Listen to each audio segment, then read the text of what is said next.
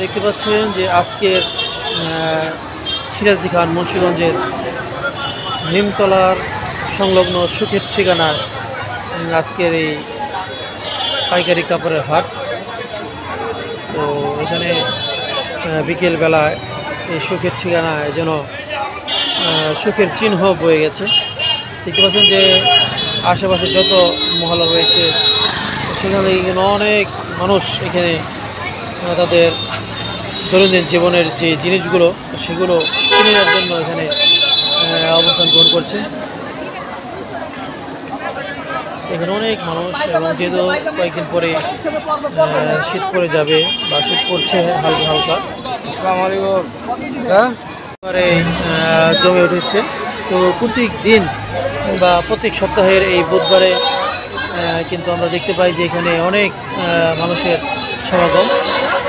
তো এখানে যে শীতকালীন এখন বর্তমানে জামা আমরা দেখতে পাচ্ছি, শীতকালীন জামা, শাড়ি, মহিলাদের নানা রকম জিনিসপত্র এবং বাচ্চাদের জিনিসপত্র এখানে বেশি পাওয়া যাচ্ছে। তো এখানে নিম্নবিত্ত, মধ্যবিত্ত, উচ্চবিত্ত সব ধরনের মানুষ কিন্তু এখানে আসেন। তো এখানে হচ্ছে একটি অংশ এই সাপ্তাহিক মেলার, এবং অন্য পাশে কিন্তু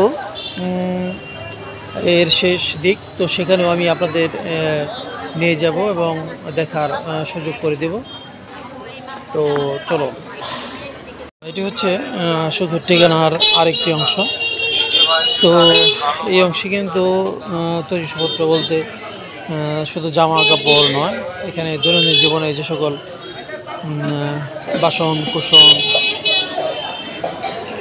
এইরকম জিনিসগুলো বেশিরভাগ দেখা যায়।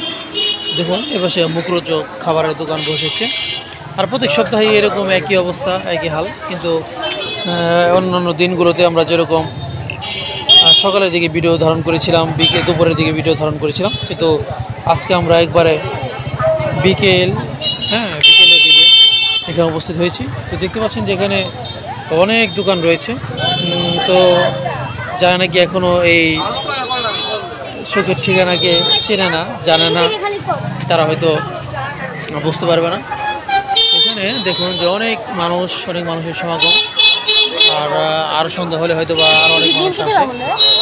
আমরা সেগুলোই আপনাদের মাঝে তুলে ধরার চেষ্টা করছি। দেখুন সবাই ব্যস্ত, প্রত্যেকটি দোকানে উপচে ভিড় থাকে।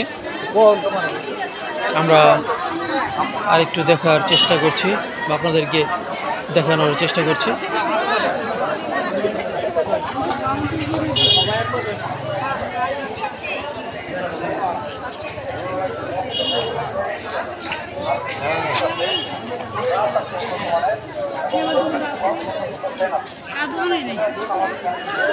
তো এই ছিল অবস্থা। তো এখান থেকে বিদায় নিচ্ছি। সবাই ভালো থাকবেন। হয়তোবা অন্য কোনো সময়, অন্য কোনো মুহূর্তে আবার নতুন কোনো ভিডিও নিয়ে আপনাদের মাঝে হাজির হব।